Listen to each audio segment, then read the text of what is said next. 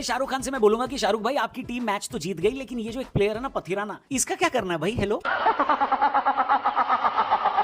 जब IPL auction हुआ था तब सबसे ज्यादा हल्ला इसी बात का हुआ था कि कोलकाता के पास सबसे ज्यादा पैसे हैं, ये लोग किसको खरीदेंगे। सबसे महंगे कैमरन ग्रीन होने वाले थे, ये बात सबको पता थी, लेकिन कोलकाता ने 18 करोड़ रुपए में पथिराना को खरीदा। उस वक्त पर तो कोलकाता की बॉलिंग लाइनअप मजबूत लग रही थी पथिराना के आने की वजह से, लेकिन फिर हर्षित राणा इंजर्ड हुए, Mustafizur India Bangladesh diplomatic relation का शिकार हुए और फिर पथिराना भी इंजर्ड हो गए, तो कोलकाता की बॉलिंग की कमर टूट गई। कमर टूट गई ऐसा मैं बोल रहा हूं, टूटी तो कोई और चीज है नहीं, क्या आप समझ गए ना? हेलो। तो फाइनली कल हमको पथिराना के दर्शन हुए, लेकिन दर्शन बड़े लिमिटेड हुए। भाई ने सिर्फ 8 बॉल डाली और फिर से इंजर्ड हो गया ये आदमी। शाहरुख भाई 18 करोड़ रुपए में 8 बॉल फेंकने आया आपका बॉल, और बताओ भाई इसको ऐसे मत जाने देना। रेड चिलीज के ऑफिस में कम से कम लोगों को कॉफी पिला दे आदमी। आर्यन खान की अगली पिक्चर में स्पॉट बॉय बन जाए, कुछ नहीं तो मुंबई में ऑटो के पीछे आपकी अगली पिक्चर किंग के पोस्टर लगाए, क्योंकि ये तो बहुत बड़ी खराब इन्वेस्टमेंट हो जाएगी यार। 18 करोड़ में 8 बॉल है कि नहीं शाहरुख भाई? हेलो।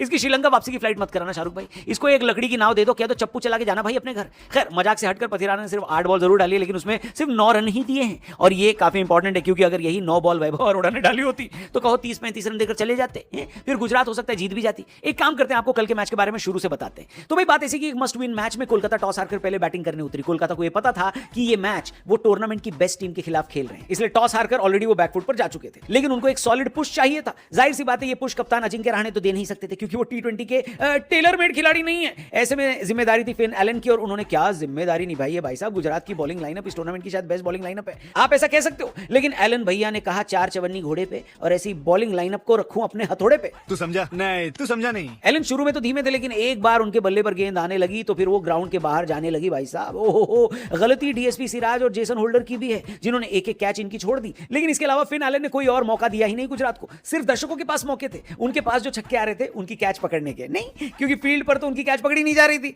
फिन एलन का इंतजार ईडन गार्डन्स पर कोलकाता के फैंस वर्ल्ड कप सेमीफाइनल के बाद से कर ही रहे थे, जब साउथ अफ्रीका के खिलाफ उन्होंने इसी ग्राउंड पर 33 बॉल में सेंचुरी लगाई थी। फाइनली एलन भाई ईडन गार्डन पहुंचे, और उनकी पारी की वजह से कोलकाता फैंस का दिल भी गार्डन गार्डन हो गया। 35 में 93 बनाए फिन एलन ने, और फिर उनके दिए गए एक सॉलिड बेस पर अंकुश रघुवंशी ने भी 44 में 82 और कैमरन ग्रीन ने 28 गेंदों में 52 रन बनाए। 3 हाफ सेंचुरी की मदद से कोलकाता 247 बनाने में कामयाब हो गया। वैसे इतना बड़ा टारगेट देखकर 248 जितना बड़ा टारगेट देखकर लोगों को यकीन हो गया था कि गुजरात ये वाला टारगेट चेज नहीं कर पाएगी, क्योंकि उनके पास कोई फायर पावर नहीं है जो इतने रन बना दे, और यही बात सही साबित हुई भाई साहब। गुजरात का आईपीएल में अब तक का हाईएस्ट रन चेज 204 या 205 रहा है, ऐसे में 248 तो बहुत बड़ा माउंट एवरेस्ट चढ़ने जैसा स्कोर है नहीं।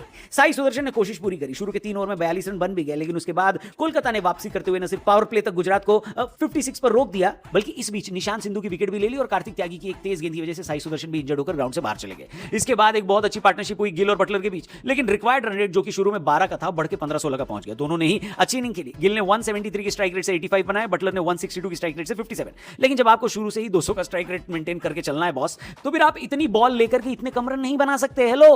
कोलकाता की बॉलिंग में सुनील नारायण एक तरफ और बाकी की बॉलिंग एक तरफ, क्योंकि जहां पर एक मैच में करीब 500 रन बन गए, वहां पर सुनील नारायण एक बार फिर 4 ओवर में 2 विकेट लेकर गए, सिर्फ 29 रन देकर। शायद इसी वजह से उनको प्लेयर ऑफ द मैच का अवार्ड भी दिया गया। वेल, इस जीत के साथ कोलकाता 11 पॉइंट पर आ गई है। याद रखिए कोलकाता के पास 2 मैच बाकी हैं, और दोनों उनको अपने घर पर खेलने, और 15 पॉइंट तक ये लोग पहुंच सकते हैं, जहां पर क्वालिफिकेशन के भी चांस हैं। क्या लगता है आपको कोलकाता यहां से क्वालिफाई कर पाएगी? कमेंट करके बताना। हम आपसे चैनल को जरूर सब्सक्राइब करना।